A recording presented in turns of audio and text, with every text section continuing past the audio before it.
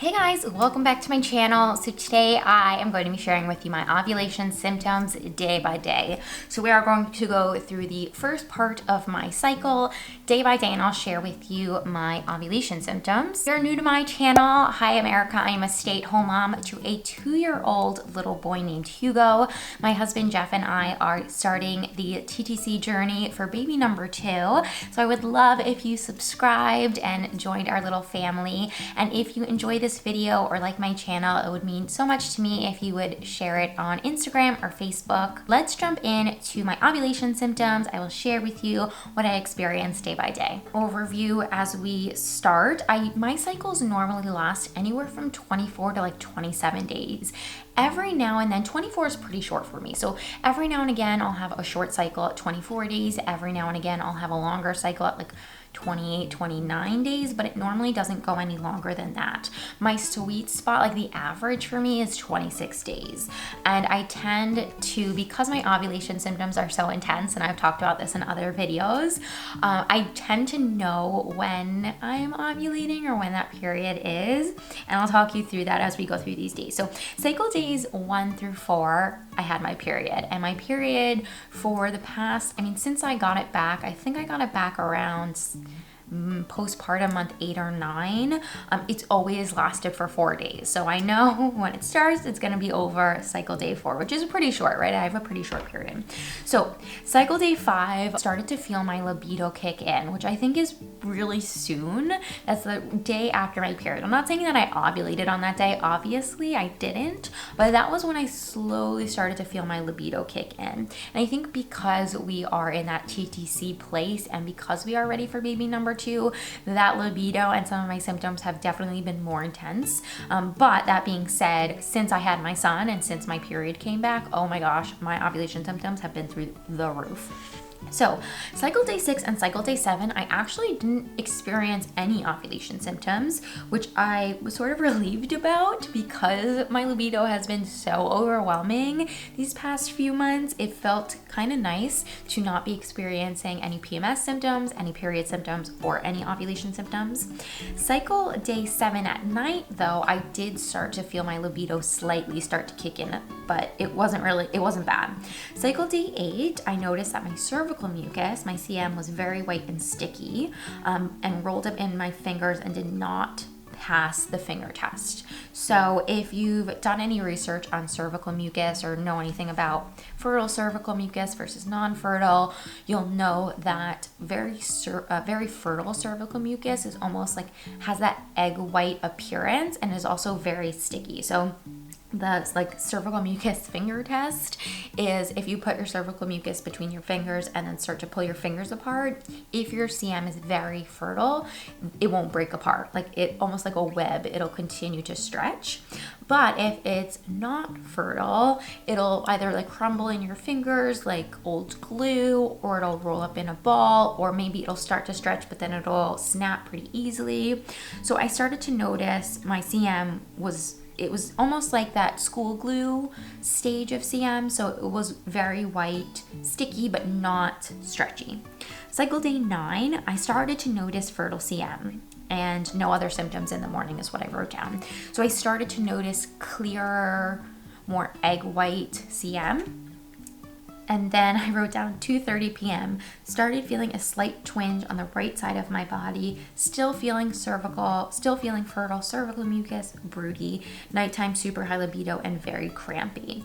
So ovulation cramps are something that have been very new to me. Again, since having my son, postpartum, I have experienced a lot of cramping in my ovaries and like in my uterus during my ovulation time.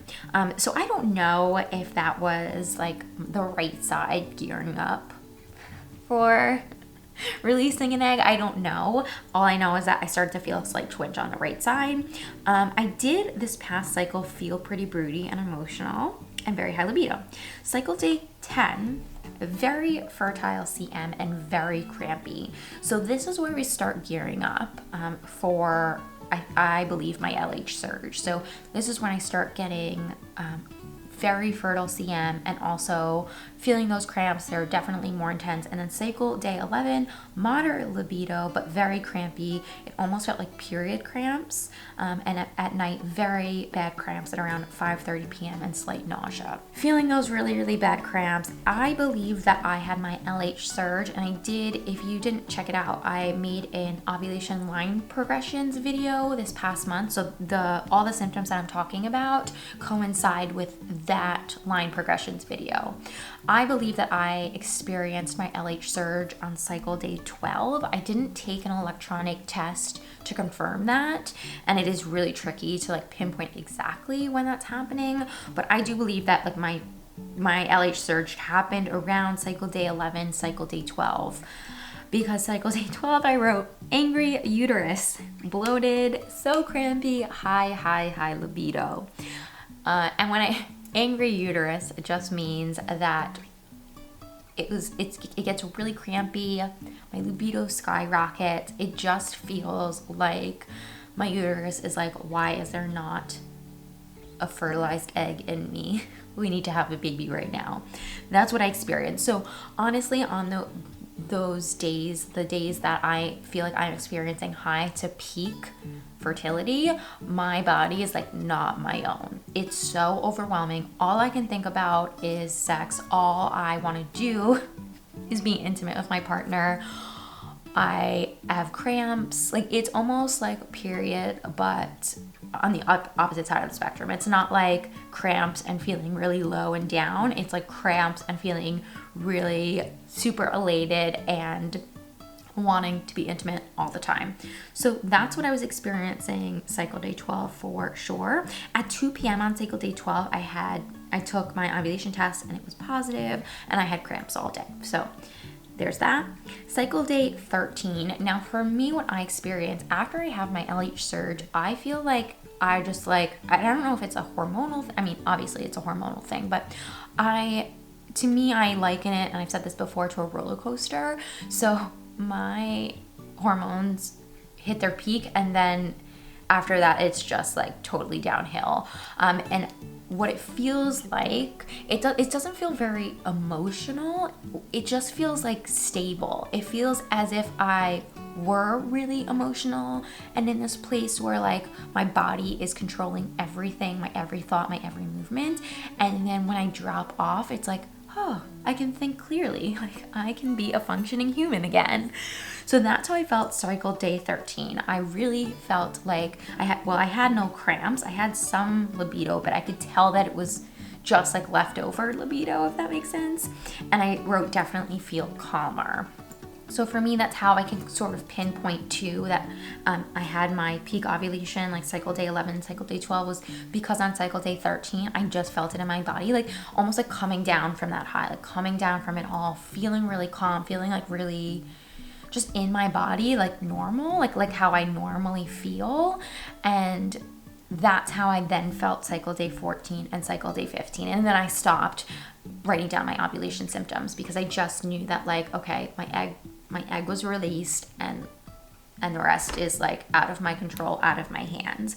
So I hope you guys enjoyed this peek into my cycle, into my like ovulation symptoms. Again, like I mentioned, they get very, very intense, and I would be really interested to know if you've experienced that as well. Have you had a baby? Are your ovulation symptoms really intense and you've never had kids? Or if, like me, have you experienced these ovulation symptoms? Have they gotten more intense after you've had kids? If you have multiple kids, did they get more intense after every kid? Because I can't imagine that. I hope you guys enjoyed this video. If you have any questions about our TTC journey, about ovulation, pregnancy, whatever, definitely leave them down in the comments below and I'll get back to you. If you enjoyed this video, like I mentioned, don't forget to share it with a friend, give it a thumbs up, subscribe, and I will see you in my next one. Bye guys.